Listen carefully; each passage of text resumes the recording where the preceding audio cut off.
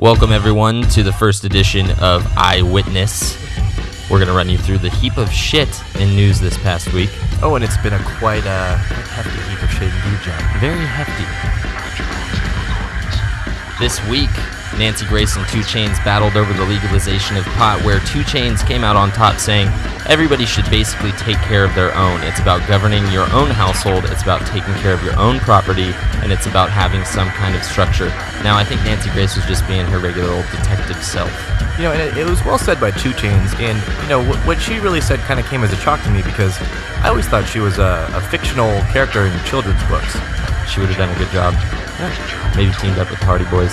Probably. In other news, R&B singer The Weeknd was arrested last Saturday in Las Vegas after a fight broke out with a cop outside the Cromwell Hotel around 4:20 a.m.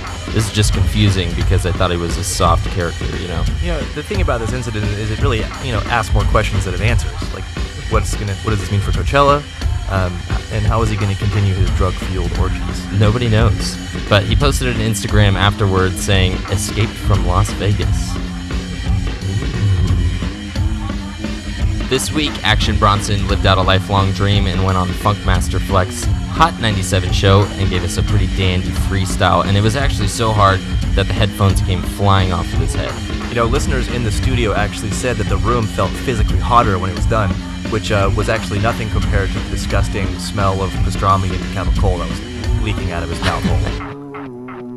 In sadder news this week, it's rumored that Rick Rubin is now working with Justin Bieber, which is just an awful, awful story to us over here. You know, it's really surprising that the hip-hop icon would be working with Justin Bieber, but it also begs a bigger question: will he be returning to his role of Hagrid in the future Harry Potter films? I don't know. His hair's gotten kind of white. He's going to have to dye it or something. You're a wizard, Justin.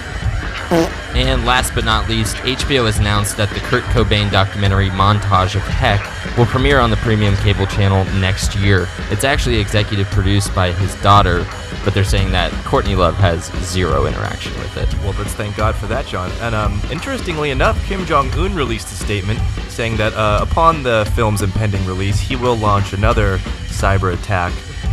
He's just such a big Nirvana fan. He doesn't want to know the juicy details. He doesn't want to turn those stones, you know. That fucking guy. Stopping every movie. Well, that's all we have for you for this first edition of Eyewitness. We'll be back next week with another heap of shit. And we hope that it is equally as hefty. It's all about the heftiness when it comes to this news stuff.